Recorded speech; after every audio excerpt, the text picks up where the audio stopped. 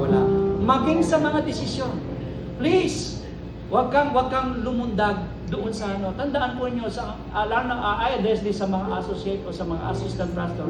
Wag po kayong magmadali na kumuha ng atensyon o kumuha ng posisyon. Pansinin niyo ang Panginoong Yesus. At 12 years, nung natatanda niyo, nung naiwan siya sa Jerusalem, nung balikan siya after 3 days, nakita na nakikipagtalastasan siya sa mga magagaling na patungkol sa law, no? Mga pari, ang mga pariseo, saduseo, mga pari, high priest, ang katalastasan niya.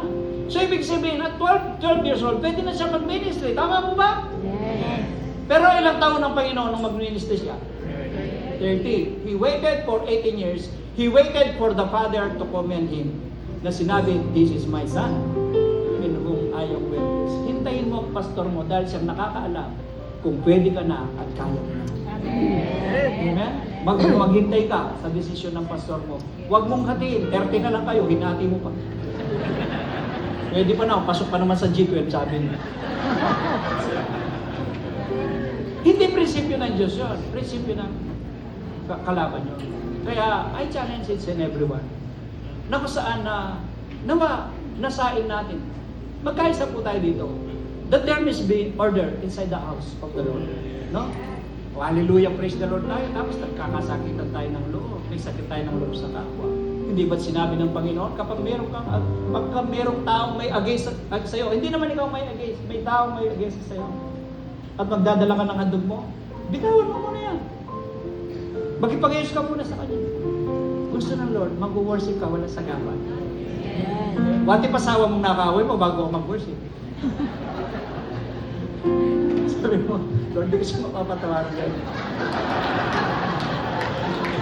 Pero hayaan mo muna ako mag-worship. Pag-uwi ko, magipag-ayos ako.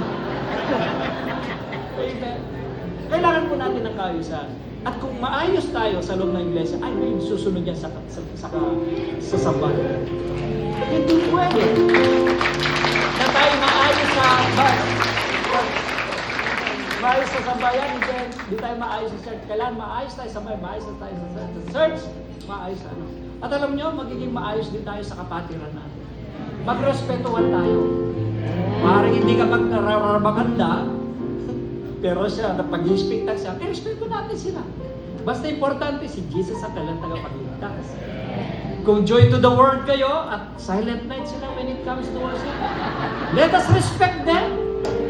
They were raised like that. Amen? Ang mahalaga dito, nagkakaisa ang katawan ng ating Panginoon sa Diyos.